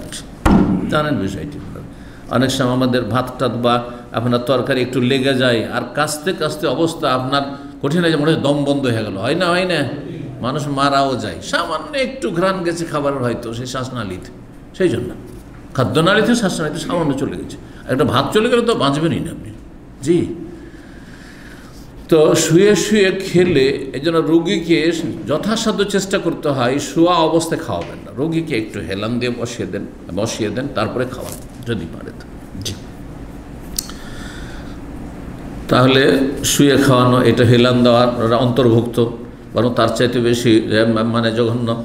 আর আপনার হেলান দিয়ে খাওয়া, এমনকি একদিকে হেলান দিয়ে খাওয়া, অনেকে খান একদিকে হাতে ভর দিয়ে, এটা হেলান দেওয়া, হ্যাঁ, ডান হাতে খাচ্ছেন বাম হাতে ভর দিয়ে আছেন, এটাও মাকরুহ, অপছন্দনীয় এগুলো। জি। 5398 নম্বর হাদিস মনে করছেন আবু জুহাইফা রাদিয়াল্লাহু তাআলা, তিনি বলেন কালা রাসূলুল্লাহ সাল্লাল্লাহু আলাইহি ওয়াসাল্লাম বলেছেন, ইন্নী লা আকুলু মুত্তাকিয়ান, আমি হেলান দিয়ে খাই না। সুতরাং যারা আমার অনুসারী, আমার উম্মত, তারাও হেলান দিয়ে খাবে না। হেলান দিয়ে খেতেন না নবী সাল্লাল্লাহু আলাইহি ওয়াসাল্লাম। এতে শারীরিক ফায়দার সাথে আরেকটি ইমানি ফায়দা হচ্ছে আপনি অহংকার মুক্ত। অহংকারীরা এভাবে বসে থাকুন, হ্যাঁ, অহংকারীদের দাপটই আলাদা, হ্যাঁ, ওর চলাফেরা, হ্যাঁ, আলাদা, ওর উঠা বসা অতি বোঝা যায় যে ওর মধ্যে দাম্ভিকতা আছে। তো যখন একজন মানুষ খাচ্ছে, এটা হচ্ছে মুতাকাব্বির, অহংকারীদের চরিত্র। সুতরাং আপনি ওইরকম হবেন না, নমনীয় হবেন। আল্লাহর নিয়ামত খাচ্ছেন আপনি নমনীয় হন। জি। 5399 নম্বর হাদিস বর্ণনা করছেন আবু জুহাইফা, কুনতু ইনদান নবী সাল্লাল্লাহু আলাইহি ওয়াসাল্লাম, একবার আমি নবী সাল্লাল্লাহু আলাইহি ওয়াসাল্লামের কাছে ছিলাম, ফাকালা লিরাজুলিন ইনদাহু, তার পাশে এক লোক বসেছিল, তাকে বলে লা আকুলু ওয়া আনা মুত্তাকি, ওই লোকটি হেলান দিয়ে একটু খাচ্ছিল, এই জন্য বললেন আমি কিন্তু হেলান দেওয়া অবস্থায় খাই না, 14 নম্বর অধ্যায় হচ্ছে বাবু সেওয়ায়ে, এই অধ্যায় হচ্ছে ভুনা গোস্ত বা অন্য কোনো খাবার, ভুনা মাছই হোক, ভুনা কিছু খাওয়া, হ্যাঁ, বা গোস্ত ভুনা খাওয়া জায়েজ কিনা। নবী সাহেব জীবনে খাননি, কারণ ওই রকম ব্যবস্থা ছিল না, হ্যাঁ, কিন্তু জায়েজ খাবার, জায়েজ যদি আপনি মনে করেন যে আমার শরীর স্বাস্থ্যের জন্য ক্ষতিকর নয় তো ভুনা খাবার খেতে পারেন। কারণ কোরআনে কারিমে রয়েছে ইব্রাহিম আলাইহিস সালাম, হ্যাঁ, তার বাড়িতে মেহমান ফেরেশতা, মেহমানরা যখন এসেছিলেন মানুষের রূপ ধারণ করে, তিনি ভেবেছেন মানুষই এসছে, সুতরাং খাওয়াইতে হবে। তো তিনি বাছুরের গোস্ত ভুনা করে, গোটা বাছুরকে ভুনা করে নিয়ে চলে এসেছিলেন। তো ভুনা গোস্ত খাওয়া যায়। ওয়াকাউলিল্লাহ তাআলা, মহান আল্লাহর বাণী তাফসীর, ওয়া জাআ বিইজলিন হানিস, সূরা হুদের আয়াত নম্বর 69 রয়েছে, ইব্রাহিম আলাইহিস সালাম অতিথিদের জন্য ভুনা বাছুরের গোস্ত, গরুর গোস্ত নিয়ে এসে হাজির করে দিলেন। হানির মানে মাহনুজ, এই মশউই, আর আজকাল মশউই বলা হচ্ছে। জি, 5400 নম্বর হাদিস। হাদিস বর্ণনা করছেন আবু উমামা ইবনে সাহল, তিনি ইবনে আব্বাস থেকে বর্ণনা করেছেন। হাদিসটি কিন্তু লম্বা চলে গেছে এর আগে। খালিদ বিন ওয়ালিদ থেকে তিনি বর্ণনা করেছেন, উতিয়ান নবী সাল্লাল্লাহু আলাইহি ওয়াসাল্লাম বিদাব্বিন মশউই, নবী সাল্লাল্লাহু আলাইহি ওয়াসাল্লামের সামনে একদিন ভুনা কি নিয়ে আসা হলো, দব, সান্ডা নিয়ে আসা হলো। ফাআহুয়া ইলাইহি লিয়াকুল, সেটি খাওয়ার জন্য হাত বাড়ালেন। ফাকির, তখন তাকে জানানো হইল, ইন্নাহু দাব্বুন, এটি হচ্ছে সান্ডার গোস্ত। ফামসাকে আদাহ, তখন তার হাতটাকে গুটিয়ে নিলেন। ফাকালা খালেদ তখন বললেন, হারামুন হওয়া, এটি কি হারাম হে আল্লাহ রসুল? কাল আল্লাহ ওয়ালাকিন্নাহু লা ইয়াকুনু বিআরদি কওমি, এই সান্ডা আমার মাতৃভূমিতে পাওয়া যায় না। ফাআজাদুনি আফুহু, সুতরাং আমি অরুচি অনুভব করছি। ফাআকালা খালেদুন, খালেদ খেতে থাকলেন, রাসূলুল্লাহ সাল্লাল্লাহু আলাইহি ওয়াসাল্লাম তার দিকে তাকাতে থাকলেন। কালাম মালিক আন ইবনে শাহাব বিদাব্বিন মাহনুজ, হ্যাঁ এখানে রয়েছে কি বিদাব্বিন মশউই, আর অন্য বর্ণনাকারী বলেছেন বিদাব্বিন মাহনুজ, একই অর্থ। জি, 15 নম্বর অধ্যায় বাবুল খাজিরা, এই অধ্যায় হচ্ছে খাজিরা খাবার সম্পর্কে। জি, সেই যুগে খাজিরা খাবার ছিল। খাবার যে কোনো ধরনের আপনি তৈরি করে খেতে পারেন, খাবার যদি হালাল হয় আর আপনার জন্য শরীর স্বাস্থ্যের জন্য উপকারী হয়, অপকারী বেশি ক্ষতিকারক না হয়, তাহলে আপনি খেতে পারেন। কিছু কিছু খাবার আছে ক্ষতি আছে, কিন্তু এমন ক্ষতি নেই যেখানে প্রাণনাশ হয়ে যাবে, তাহলে জায়েজ আছে। যেমন ফাস্ট ফুড খাওয়া, ফাস্ট ফুড উপকার আছে না অপকার? উপকার নেই, উপকার নেই, জাঙ্ক ফুড। কিন্তু কথা হচ্ছে যে খাওয়া জায়েজ, হ্যাঁ ক্ষতি আছে, কিন্তু এত বেশি ক্ষতি নয় যেটা মারাত্মক হয়ে যাবে। কোনো খাবার যদি মারাত্মক ক্ষতির আশঙ্কা থাকে তখন সেটা জায়েজ নয়, এটা হচ্ছে শরীয়তের বিধান। খাজিরা নামক খাবার নবী সাল্লাল্লাহু আলাইহি ওয়াসাল্লামের আমলে ছিল, সেই খাজিরার কথা আছে। কালান নাযর বিন শুমাইল একজন মুহাদ্দিস বা বর্ণনাকারী বলছেন, আল খাজিরা মিনান নখালা, খাজিরা আটা মিশিয়ে হইতো, হ্যাঁ গম বা জবের আটা, এই যে নখালা বলা হয় এমন আটা, বিনা চালা আটা। আর নবী সাল্লাল্লাহু আলাইহি ওয়াসাল্লাম আমলে চালাচুলি হইতো না, পিসার পরে জবে তো আরও বেশি খোসা থাকে, গমের চাইতে অনেক বেশি। দেখেছেন জব না? দেখেন নাই? হ্যাঁ হ্যাঁ, সবাই কিন্তু মাথা নড়ায়নি। জবটা কমপক্ষে খাবেন না তো, দেখিয়েন, এত উপকারী খাবার। আমি যদি এখন জব যদি পর্যাপ্ত পেতাম তো ডেলি জবই খেতাম, আমি এই গমই খেতাম না, কারণ গমের চাইতে জব অনেক ভালো, ভাতের চাইতে অনেক ভালো। এর উপকারিতা আজকাল মেডিকেল সায়েন্সে অনেক বেশি বলছে, অনেক বেশি। তো 1400 বছর আগে নবী সাল্লাল্লাহু আলাইহি ওয়াসাল্লাম বলেছেন সেটার কথা। খাজিরা হয় আপনার বিনা চালা আটা মিশিয়ে, আর হারিরা মিনাল লাবান, দুধ মিশিয়ে তৈরি করা হইতো। তো খাবারটা খাজিরার খাবার কেমন হতো, খাজিরা সম্পর্কে উলামায়ে কেরামগণ বলেছেন যে সেই যুগের খাবার প্রথম তাতে গোস্ত টুকরো টুকরো কাটা হতো। আরবরা কিন্তু ছোটো ছোটো, আমরা যে ছোটো ছোটো টুকরো করি গোস্তের, হ্যাঁ এইরকম করেন না, সাধারণত গোটা, হ্যাঁ গোটা থাকবে, যেমন গোটা মুরগি এই দিয়েছে, হ্যাঁ আরবরা খাচ্ছে, বা গোটা ছাগল, এইটা হচ্ছে আসল খাবার আরবদের। কিন্তু খাজিরা যখন তৈরি করতেন তখন গোস্তকে ছোট ছোট করে টুকরো করে নিতেন। জি হ্যাঁ, কিমার মতো একেবারে নয়, কিন্তু আমরা যেমন গোস্তের ছোটো ছোটো পিস করি, এরকম ছোটো ছোটো পিস করে নিতেন এইরকম, বা ওর চাইতে ছোটো করে নিতেন। তো ছোটো ছোটো করে টুকরো করা হতো গোস্ত, আর তারপরে সেটা অনেক বেশি পরিমাণ পানিতে দিয়ে দেওয়া হতো, আর পানিটাকে ফুটানো হতো, এইরকম ফুটানো হতো, আর সেখান থেকে মারাক মানে ঝোল অনেক হয়ে গেল, ঝোল হলো। আর তারপরে তখন তাতে জবের কিছু আটা দিয়ে দেওয়া হতো, ছেড়ে দেওয়া হতো, জবের আটা মিশিয়ে দেওয়া হতো, এই দিয়ে তৈরি করতে। তাহলে জবের আটা, পানি আর গোস্ত, এই দিয়ে তৈরি করা হতো, সেটাকে খাজিরা নামক খাবার বলা হইতো। তো এই খাজিরা খাবারের কথা এখানে হাদিস উল্লেখ করেছে, 5401 নম্বর হাদিস। হাদিস বর্ণনা করছেন মাহমুদ বিন রবি আনসারি রাদিয়াল্লাহু তাআলা, তিনি বলেন আন্না এতবান বিন মালিক রাদিয়াল্লাহু তাআলা আনহু, তিনি আনসারি ছিলেন, এবং ওখানা মিন আসহাবিন নবী নবী সাল্লাল্লাহু আলাইহি ওয়াসাল্লামের সাহাবায়ে কেরামদের অন্যতম ব্যক্তি ছিলেন। মিম্মান শাহেদা বাদরান, যিনি বদরের যুদ্ধেও শরীক হয়েছে, 313 জনের একজন ছিলেন তিনি। মিনাল আনসার, আনসার গোত্রের। আন্নাহু আতান, একদিন নবী সাল্লাল্লাহু আলাইহি ওয়াসাল্লামের কাছে তিনি আসলেন, এসে বললেন, তার বার্ধক্য চলে আসার পরে, বয়োজ্যেষ্ঠ ছিলেন, শেষ দিকে তার দৃষ্টিশক্তি একবার হ্রাস পেয়েছিল, ভালো করে দেখতেন না বা দেখতে পেতেন না, অন্ধ হয়ে গেছে বা অন্ধর কাছাকাছি হয়ে গেছিলেন। আন্নাহু আতান নবী সাল্লাল্লাহু আলাইহি ওয়াসাল্লাম, এসে বললেন নবী সাল্লাল্লাহু আলাইহি ওয়াসাল্লাম, ইয়া রাসূলুল্লাহ, হে আল্লাহর রাসূল, ইন্নী আনকারতু বাসারি, আমার দৃষ্টিশক্তি দুর্বল হয়ে গেছে, আমি ভালো করে চোখে দেখতে পাই না। ওয়া আনা উসাল্লি লিকওমি, আমি আমার জাতির, আমার গোত্রের মসজিদের ইমামতি করি। ফাইজা কানাতিল আমতারও, তো মসজিদে আসা আমার জন্য এখন কষ্ট হয়ে গেছে। আগে তো একসময় জিহাদ করেছেন, বদরের যুদ্ধে শরীক হয়েছেন, কিন্তু বদরের যুদ্ধ হয়েছে 2য় হিজরিতে, আর 8 বছর, আরও 8 বছর পরে 10 হিজরি, হ্যাঁ তাই না?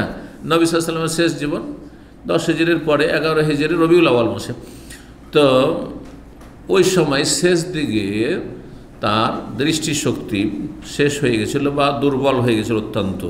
বলছেন আমি তো ইমামতি করতাম, ফাইদা কানাতিল আমতার, যখন বৃষ্টি হয়ে যায়, সালাল ওয়াদি, তখন উপত্যকায় পানি জমে যায়, পানি প্রবাহিত, পানি জমে যায়। মদিনায় কিছু কিছু জায়গা আছে, নিচু জায়গা, যেগুলোতে বর্ষা বৃষ্টি খুব বেশি হয়, আর যখন হয় খুব বেশি হয়, যখন হয় খুব বেশি হয়। এই এলাকায় একেবারে কম বৃষ্টি, সবচেয়ে কম বৃষ্টি আমার মনে হচ্ছে এই সৌদি আরবের পূর্ব এলাকায় হয়। বছরে 6 মাস বৃষ্টি নেই, 8 মাস বৃষ্টি নেই, তারপর কখনো বৃষ্টি নেই। কিন্তু মক্কা মদিনার দিকে প্রায় কিছু না কিছু বৃষ্টি হইতেই থাকে, আর যখন হয় খুব বেশি পরিমাণ হয়।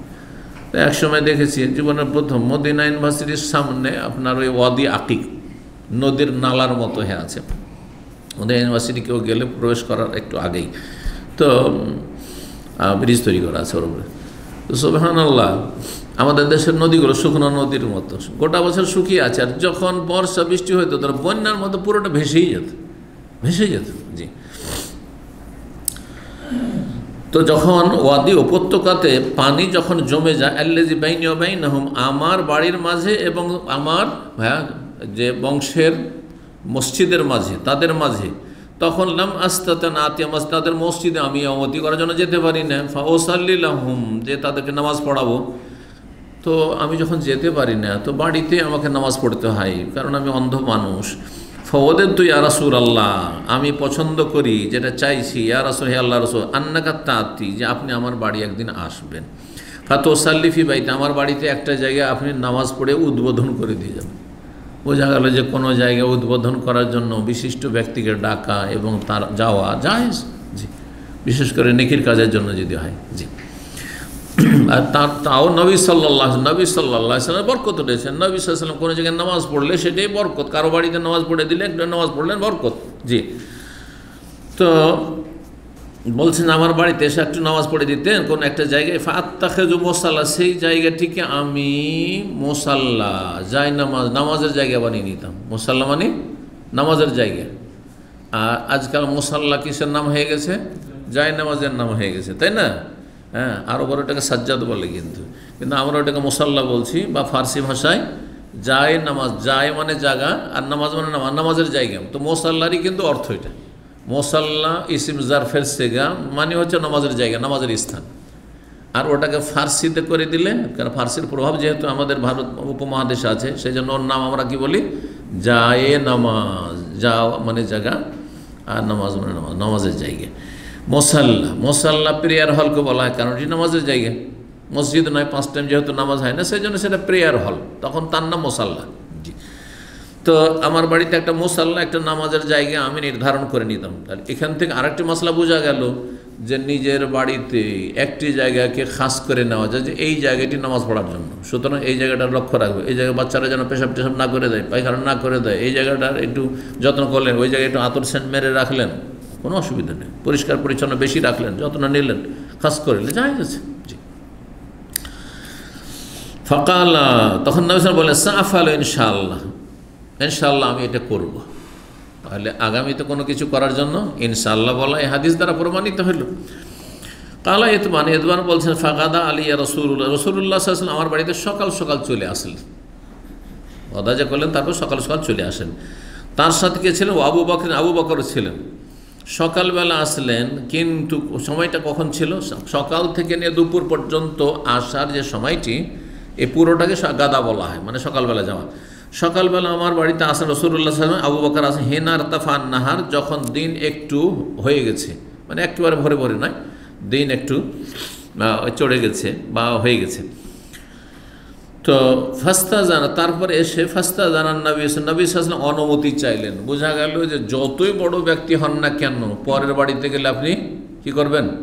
ঢোকার জন্য অনুমতি চাইবেন। এই নয় যে আমার ছাত্রর বাড়িতে, আরে তো ও আমার ছাত্র, তো ওর স্ত্রী আমার ছাত্রী, বলে আমি ঢুকে পড়বো? হ্যাঁ, না না না, এই হাদিস প্রমাণ করে যে না, অনুমতি নিতে হবে। যদি আসতে বলেন তো আসবো, নাহলে বাইরেতে কথা বলে শেষ। জি, অনেক মাসাইল কিন্তু এই হাদিসতে ইস্তেমাল করতে পারবেন। হাদিসটি সময় স্বল্পতার জন্য কিছু কিছু মাসলা আমি বলতে যাচ্ছি। ফাযানতু লাহু, আমি অনুমতি দিলাম। ফালাম ইয়াজলিস, এসে বসলেন না। হাত্তা দাখাল বাইত, বাড়িতে প্রবেশ করেই সুম্মা কাল আলী, আমাকে বলেন আইনা তুহিব্বু আন উসাল্লি মিন বাইতিক। এখান থেকে বোঝা গেল যে আপনি কোনো জায়গায় যদি কোনো কাজে যান, আগে যেটা গুরুত্বপূর্ণ কাজ ওইটা সেরে নেন, তারপর অন্য কাজ করি, যেটা বেশি গুরুত্বপূর্ণ কাজ সেটা করে নিয়ে তারপর অন্য কাজ করেন। আলহামদুলিল্লাহ, আমি এটা চেষ্টা করি। আমি বোম্বাই 4 বার করে পিস টিভি রেকর্ডিংয়ে গিয়েছি। প্রথম গিয়ে খাওয়া দাওয়ায় খুব সতর্ক থাকতাম, কারণ যেই সেই জিনিস খেয়ে ঠান্ডা খেয়ে নিলাম, পাচ্ছি ফ্রি হোটেলে, আমি কখনো আমি আইসক্রিম খেয়ে নিলাম, কখনো আমি ফালুদা খেয়ে নিলাম ঠান্ডা জিনিস, কখনো আমি কলা পর্যন্ত খেতাম না। হ্যাঁ, অন্য ফুড কিন্তু কলা পর্যন্ত খেতাম না, কিন্তু কী জানি যদি গলা খারাপ হয়ে যায়। আর আমার সাথে সঙ্গী আর অন্য স্পিকার 2-1 ছিল, নাম বলছি না, যতবার গেছে প্রত্যেকবারই গলা খারাপ হয়েছে, গলা বসে গেছে। কারণ 1 দিন 2 দিনের ব্যাপার তো নয়, 22 দিন পর্যন্ত থেকেছে। আর ডেইলি 7 ঘন্টা 8 ঘন্টা করে রেকর্ডিং, এক দিন 8টা 10টা এপিসোড, আপনার 10টা পর্যন্ত এপিসোড, আর একটা এপিসোড আপনার 27 মিনিট করে হইতো। তো রেকর্ডিং করা, তো মোটামুটি 7-8 ঘন্টা লেগে যেত হতে। হ্যাঁ, তার মাঝখানে একবার বিরতি থাকতে হতে, খাওয়া দাওয়া হইতো। তো যার ফলে আগে আমার গুরুত্বপূর্ণ কাজ, যেদিন আমার এই রেকর্ডিং শেষ হয়ে গেলো, তারপরে 2-1 দিন এখন একটু বোম্বাই ঘুরি, দেখিনি, ঘুরে ঘুরে দেখি বোম্বাই। তখন সাগর দেখতে যাওয়া, আর এইখানে যাওয়া, দোকানে যাওয়া, চলো একটু ঘুরিয়ে দেখা। আর তখন ওই IRF তাদের অফিস দেখতে যাওয়া, তার আগে অফিসও দেখতে যাই তাদের, হোটেলে তো হোটেল, আর ওই আপনার যেখানে স্টুডিও। আর তারপরে তখন এখন ফ্রি হয়ে খাওয়া দাওয়া, এই সফরে, এবারে যে সফরে গেছি, তো ওই এরকমই সব খাবার না, যেগুলোতে ঠান্ডা লেগে যাবে। হ্যাঁ, ছেলে বলে যে আইসক্রিম, কারণ আইসক্রিমটা আজকাল মানে যত ঠান্ডা আরও আইসক্রিম নাকি খেতে হবে বলছে। তো আমি কিন্তু আবার ভয় পাই যে কী জানি যদি গলা খারাপ হয়ে জানো যে এখন আইসক্রিম খাবো না। আচ্ছা ঠিক আছে, এখন বক্তব্য যেদিন শেষ হয়ে গেছে, আচ্ছা ঠিক আছে, এখন যত খাওয়াবে খাও, অসুবিধা নেই, চলো 2-4 দিন গিয়ে হ্যাঁ বাসাতে গিয়ে আবার রেস্ট করা যাবে। জি, তো যদিও এখানকারও চিন্তা আছে, আমাকে বলা সবসময় ঠিক রাখতে হবে। তারপরে তো কথা হচ্ছে যে একটা কথা সবসময় চেষ্টা করতে হয়, যেটা আল আহাম, বেশি আমার গুরুত্বপূর্ণ, সেটা ঠিক রেখে অন্য কাজ, সেটা ঠিক রেখে সেটা যখন হয়ে যাবে তখন অন্য কাজে ব্যস্ত হন। গেলেন আপনি, আর আসল কাজ হয়নি, আর দেখি একটু এইদিক ওইদিক ঘোরাফেরা করি, ও করতে গিয়ে কোথায় দুর্ঘটনা হয়ে গেলো, ঝামেলে পড়ে গেলেন, আসল কাজই হইল না। হতে পারে না, আগে জরুরি কাজটা সেরে নেন, তারপরে অন্য কাজ যেগুলো গ্যার জরুরি না সেগুলো করেন। তো বলছেন সরাসরি গিয়ে নবী সাল্লাল্লাহু আলাইহি ওয়াসাল্লাম কী করলেন? কোথায় নামাজ পড়াইতে বলছো বা নামাজ পড়তে বলছো বলো। ফাআশারতু ইলা নাহিয়াতি মিনাল বাইত, বাড়ির এক কোণার দিকে আমি ইঙ্গিত করলাম যে এই জায়গাটা আপনি নামাজ পড়ে দেন ইয়া রাসূলুল্লাহ। তাহলে বোঝা গেল যে মুসাল্লা, নামাজের জায়গা এক কোণাতে থাকাই ভালো।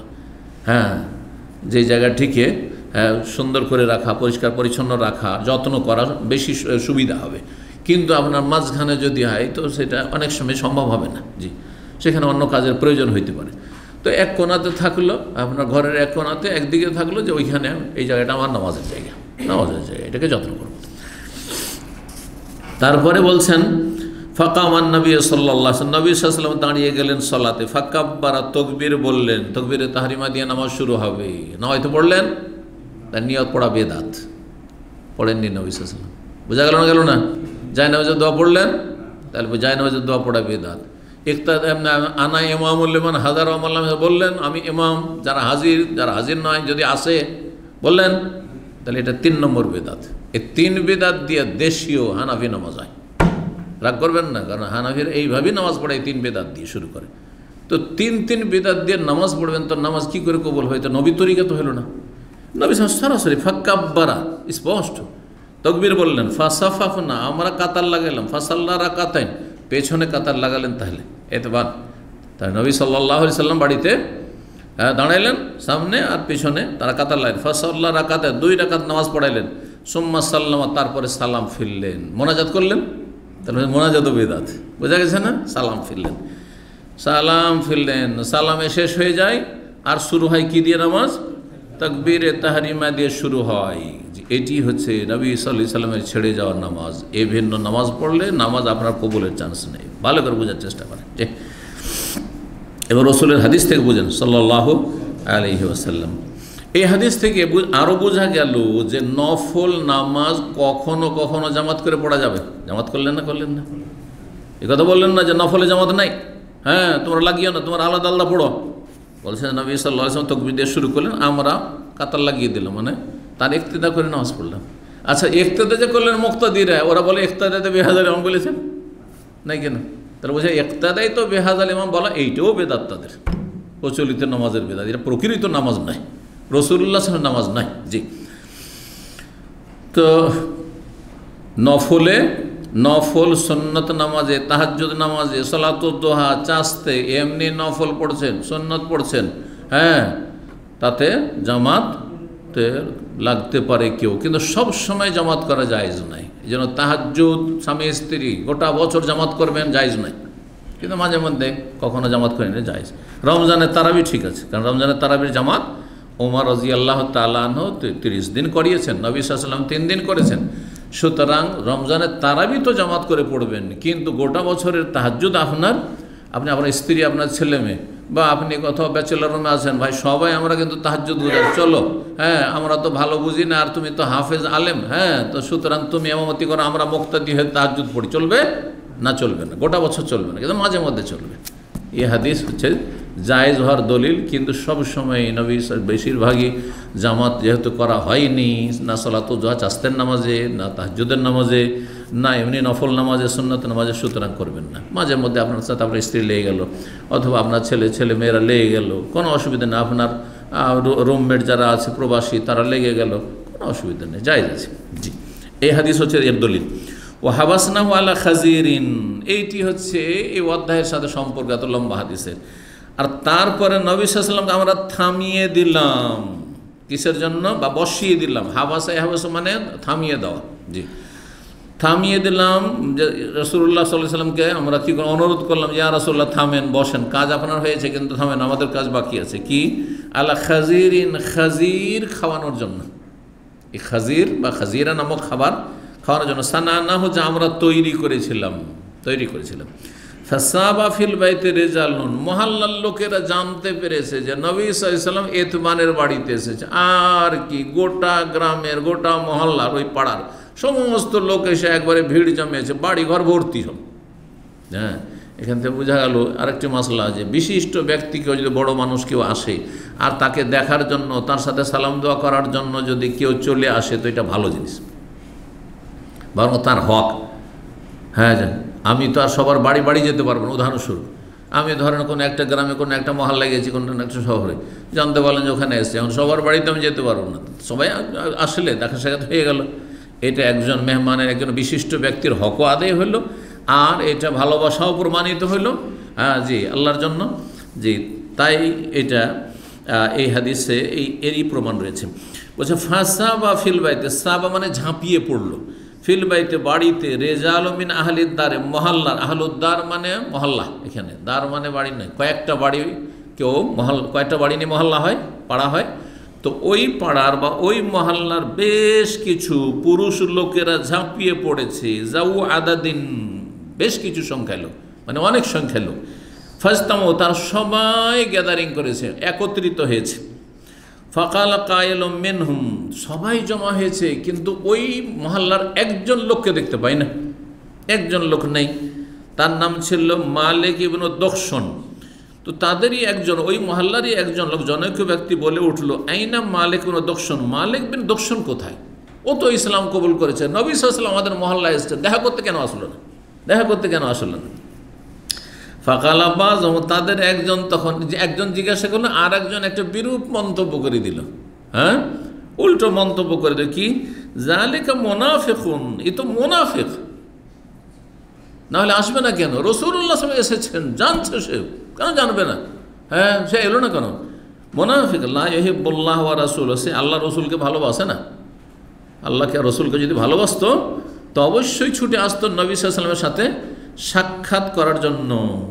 কালান নবী সাল্লাল্লাহু, নবী সাল্লাল্লাহু আলাইহি ওয়াসাল্লামের পক্ষে তো কথাটি হলো, কারণ সবাই চায় যে আমার সাথে ভিড় ভাড় করে দেখা করুক, মানুষের এটা স্বভাব, তাই না?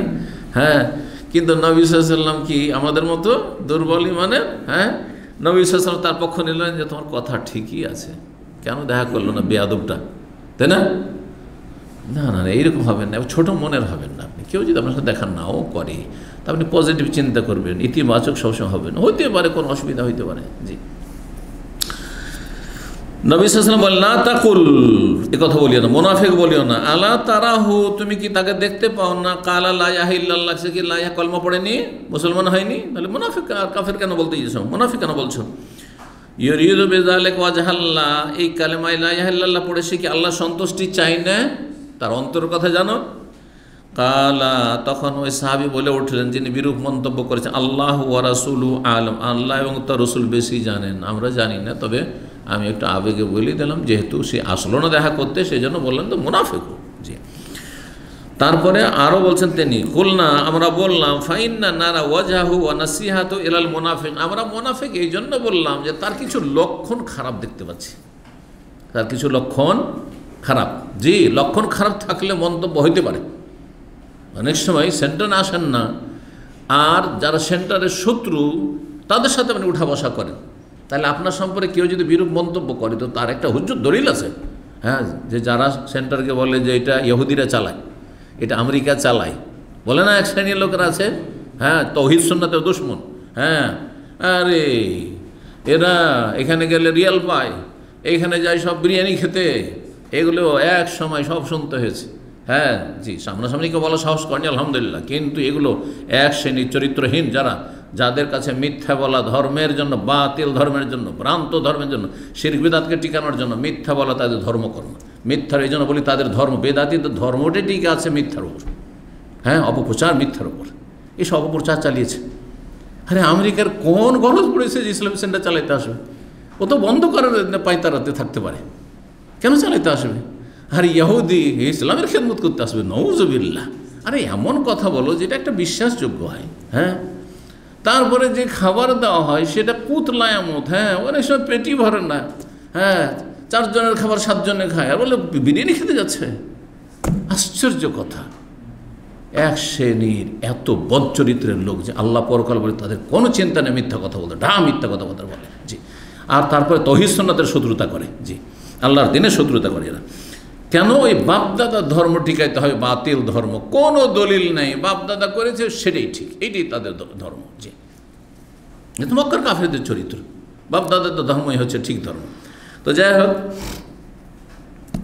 সাহাবীরা বললেন, ইয়া রাসূলুল্লাহ, কেন মুনাফিক বললাম জানেন? ফাইন্না নারা ওয়াজহাহু, তার চেহারা আমরা দেখতে পাচ্ছি, মানে তার চলাফেরা দেখতে পাচ্ছি, ওয়া নাসিহাতাহু, তার দরদ দেখতে পাচ্ছি, হ্যাঁ, হিতাকাঙ্ক্ষী হওয়া দেখতে পাচ্ছি, এলাল মুনাফিকিন, মুনাফিকদের সাথে। ওর উঠা বসা দেখছি মুনাফিকদের সাথে, আর ও দেখছি মুনাফিকদের ক্ষেত্রে তাদের বংশে বেশ কিছু, কারণ আনসারি বংশেরই মুনাফিকগুলো ছিল, তো এই মুনাফিকদের সাথে তার দরদ দেখছি, হ্যাঁ, হিতাকাঙ্ক্ষী হওয়া দেখছি। তো আমরা এই জন্য বললাম যে সেও মুনাফিক, নাহলে ওদের সাথে কেন উঠা বসা করবে? আপনি বেদাতি না হলে কেন বেদাতির সাথে উঠা বসা করবেন? হ্যাঁ, কেন তাদের সাথে এত খাতির রাখবেন? কেন তার সাথে তাকে দাওয়াত খাওয়াবেন? তার মানে আপনার কিছুটা ভেজাল আছে। হ্যাঁ, জি, এই কথা বললেন তারা। ফাকালা, তারপরে নবী সাল্লাল্লাহু আলাইহি ওয়াসাল্লাম তার পক্ষ থেকে বলছেন, না, এই ধরনের মন্তব্য করবে না। বলছে, ফাইনাল্লাহ হারাম আলান নার, কারণ আল্লাহ জাহান্নামের হারাম করেছেন মান কালা, এমন ব্যক্তিকে যে লা ইলাহা ইল্লাল্লাহ বলবে, শুধু বললে হবে না, কি করতে হবে সেটা দিয়ে, ইয়াবতাগি বিযালিকা ওয়াজহাল্লাহ, যার মাধ্যমে সে আল্লাহর সন্তুষ্টি চায়। যে লা ইলাহা ইল্লাল্লাহ বলে আল্লাহর সন্তুষ্টি চায়, আল্লাহকে রাজি করতে চায়, সে বেনামাজি হইতে পারে। হ্যাঁ, বেনামাজি বলবে যে আমি আল্লাহকে রাজি করতে চাই, মানে আল্লাহকে রাজি করলে প্রথম কোর্স তো হচ্ছে 5 ওয়াক্ত নামাজ, 5 বার আল্লাহর সামনে হাজিরা দেওয়া। কথা বলছেন না? কারণ এই শুধু কালমাকে অনেকে মনে করে কালমা পড়লে মন্ত্র ওতেই তো জান্নাত পেয়ে গেল। না, কালমার সাথে কন্ডিশন, শর্ত লাগানো হয়েছে। শুধু কালমার কথা কোনো হাদিসে নেই। কথা বলছেন না? দুটো শর্তের কথা রয়েছে প্রসিদ্ধ হাদিসগুলিতে। একটি হচ্ছে আল্লাহকে রাজি করতে চান, আপনি লা ইলাহা ইল্লাল্লাহ বলে কি করতে চান? আল্লাহকে রাজি করতে চান। আর আরেকটি শর্ত আছে খালেসা মিন কালবি, অন্তরের অন্তরস্থল থেকে খুলুসিয়াতের সাথে বলছেন আপনি আল্লাহ তোমার ছাড়া আমার মাবুদ নেই। লা ইলাহা ইল্লাল্লাহ মানে কি? আল্লাহ তোমার ছাড়া আমার কোনো সত্য মাবুদ নেই। এইসব মাবুদগুলি যাদের পূজা হচ্ছে, দরগা দুর্গার পূজা হচ্ছে, এগুলো সব বাতিল, এগুলো মিথ্যা। আল্লাহ হ্যাঁ সত্যিকারের মাবুদ তুমি, অন্তরের খুলুসিয়ত থেকে বলছেন আপনি। আর আপনি আল্লাহকে এই কলমা দিয়ে রাজি করতে চেয়েছেন আপনি, তাহলে কি করে আপনি বেনামাজি হইতে পারেন? কি করে আপনি হারাম করে হইতে পারেন আর তওবা করছেন না? সারা জীবনটা এরকম চলে যাচ্ছে, কি করে হইতে পারে? আরে ভুল হতে পারে, কিন্তু সাথে সাথে ফিরে আসবেন। কারণ এই কালমা পড়ার উদ্দেশ্য বা মুসলিম হওয়ার উদ্দেশ্য হচ্ছে আমরা তো জন্মসূত্রে কালমা পেয়েছি, সুতরাং জন্মসূত্রে মুসলিম হয়েছি। আল্লাহর যে বড় নিয়ামত, এটাকে রক্ষা করছি কিসের জন্য? আল্লাহকে রাজি করার জন্য। হ্যাঁ, অন্তরের খুলুসিয়ত থেকে আমি মুসলিম, অন্তরের নিষ্ঠার সাথে আমি মুসলিম। তাহলে কখনো আমি বেরোজাদার হইতে পারি না, বেনামাজি হইতে পারি না, আর কখনো আমি কাবিরা গুনাহে থাকতে পারি না। ভুল হলে সংশোধন করব, এটি হইতে হবে। জি। কালা ইবনে শিহাব সুম্মা সাআলতুল হুসাইন বিন মুহাম্মদ আনসারী, হুসাইন বিন মুহাম্মদ আনসারী জিজ্ঞাসা আহাদ বানি সালেম, বানু সালেমের একজন ব্যক্তি, ওয়াকানা মিন সারাত, তাদের তিনি নেতৃস্থানীয় ব্যক্তি ছিলেন। আন হাদিসে মাহমুদ, মাহমুদের হাদিস সম্পর্কে, যে মাহমুদ যেহেতু নবী সাল্লাল্লাহু আলাইহি সাল্লামের ইন্তেকালের সময় ছোট্ট ছেলে ছিল, মাত্র 4-5 বছরের ছেলে। তো এই ছেলে যে হাদিস বয়ান করেছে মাহমুদ, তো হাদিসটা কি ঠিক? কিন্তু হাদিস নবী সাল্লাল্লাহু আলাইহি ওয়াসাল্লাম ডাইরেক্ট বয়ান করেনি, হাদিস বয়ান করেছে কার থেকে? ইতবান বিন মালিক থেকে। তো ছোট সাহাবী যে বাল্যজীবনে নবী সাল্লাল্লাহু আলাইহি ওয়াসাল্লামকে পেয়েছে, হয়তো সে যদি অন্য সাহাবীর মাধ্যমে বয়ান করে তো কোনো দোষ নেই, যেমন তাবেই বয়ান করছে। জি। কিন্তু হাদিসটির সত্যতা যাচাই করার জন্য জিজ্ঞাসা করলাম, তখন ফাসাদ্দাকাহু, তার সত্যায়ন করলেন যে না, হাদিসটা ঠিক। ঘটনা সহি যে ইতবান বিন মালিকের বাড়িতে নবী সাল্লাল্লাহু আলাইহি ওয়াসাল্লাম গিয়েছিলেন তার আমন্ত্রণে, আর তার বাড়িতে গিয়ে নামাজ পড়ে দিয়েছিলেন একটি জায়গায় উদ্বোধন করে, আর তারপরে তার বাড়িতে খাওয়া দাওয়া করেছিলেন, খাজিরা নামক খাবার খেয়েছিলেন। এই ঘটনা 16 নম্বর অধ্যায় বাবুল আকিদ। এই অধ্যায় হচ্ছে পনির খাওয়া সম্পর্কে, পনির যা দুধ থেকে তৈরি হয়। কালা হুমায়ুন, হুমায়ুন বলছেন সামে তো আনাস, আনাস থেকে শুনেছি, বানান নবী সাল্লাল্লাহু আলাইহি সাফিয়াতা, নবী সাল্লাল্লাহু আলাইহি সাফিয়া রাদিয়াল্লাহু তাআলা আনহার সাথে বাসর করেছিলেন, আর তার যে ওলিমা করেছিলেন ফালকাত তামরা, খেজুর, ওয়াল আকিদ, পনির এবং ঘি দিয়ে, এইগুলির সংমিশ্রণে একটি খাবার তৈরি করা হয়েছিল, যেটি আনাস বর্ণনা করেছেন। পরের হাদিসে সানান নবী সাল্লাল্লাহু আলাইহি ওয়াসাল্লাম হাইসান, এই তিনটি মিলিয়ে একসাথে মিশিয়ে কি তৈরি করা হয়েছিল? হায়েস, এক ধরনের হালুয়া তৈরি করা হয়েছিল, তিনটাকে মিশিয়ে। 5402 নম্বর হাদিস, হাদিস বর্ণনা করছেন ইবনে আব্বাস রাদিয়াল্লাহু তাআলা আনহুমা, তিনি বলেন আহাদাত খালাতি ইলান নবী সাল্লাল্লাহু আলাইহি ওয়াসাল্লাম বাবান ওয়া আকিতান ওয়া লাবানান, আমার খালা নবী সাল্লাল্লাহু আলাইহি ওয়াসাল্লামের সামনে উপঢৌকন পেশ করলেন কয়েকটা সান্ডার গোস্ত, ওয়া আকিতান, পনির বেশ কিছুটা, ওয়া লাবানান, এবং দুধ। এখানে দুধ আসলো, আর আগেরটা কি ছিল? ঘি ছিল। তো হইতে পারে দুধ থেকে তৈরি ঘি, সেই জন্য। আবার হইতে পারে দুধও ছিল তার সাথে অতিরিক্ত। ফাওদিয়া দাব্য আলা মায়দাতে, নবী সাল্লাল্লাহু আলাইহি ওয়াসাল্লামের দস্তরখানে সে সান্ডার গোস্ত রাখা হইল। ফালাউ কান হারামান, যদি সেটি হারাম হইতো, লাম ইউদা, তাহলে নবী সাল্লাল্লাহু আলাইহি ওয়াসাল্লামের দস্তরখানে রাখা হইতো না। অন্য জায়গায় কেউ চোখের আড়ালে খেয়ে দিল, সেটা ভিন্ন বিষয়। তো নবী সাল্লাল্লাহু আলাইহি ওয়াসাল্লাম দস্তরখানে রাখা হয়েছে, তিনি খাননি কিন্তু অন্যরা খেয়েছেন, তার মানে যেটি হচ্ছে হালাল। ও শারিব আল লাবান, দুধ পান করলেন, ওয়াকাল আল আকিত, এবং তিনি পনিরও খেলেন। জি, এই ছিল হাদিস। আজকে আলহামদুলিল্লাহ আমরা আমাদের কোর্সেও পৌঁছে গেছি, আর আমরা তাড়াতাড়ি যেহেতু শুরু করেছি, সুতরাং তাড়াতাড়ি শেষ করছি। আপনাদেরকে আবার বলছি যে আপনারা এখন আগে ভাগে আসার চেষ্টা করেন। আমরা 8:30টায় শুরু করব, আর আমরা 9:30 থেকে 10:15টার মধ্যেই আমাদের দর শেষ করার চেষ্টা করব। আল্লাহ যেন তৌফিক দান করেন, এবং আল্লাহ আপনাদেরকে নেক হায়াত দান করেন, সুস্থতার সাথে রাখেন, রুজিতে বরকত দান করেন। কষ্ট করে আসছেন, রাত ছোট এবং দিনে, গরমের দিনে কষ্টের কাজ, আল্লাহ আপনাদেরকে উত্তম প্রতিদান দান করেন এবং দুনিয়ার সমস্ত কিছুতে আল্লাহ বরকত দান করেন। আপনার দিনে, আমলে, ইবাদত বন্দিগিতে সব কিছুতে আল্লাহ পরিবারে যেন বরকত দান করেন এবং সমস্ত বালা মুসিবত থেকে আল্লাহ রাব্বুল আলামিন যেন হেফাজত রাখেন। ওয়া জাযাকুমুল্লাহু খাইরান ওয়া সাল্লাল্লাহু ওয়া সাল্লাম আলা নবিয়িনা মুহাম্মদ ওয়া আলা আলিহি ওয়া সাহবিহি আজমাইন।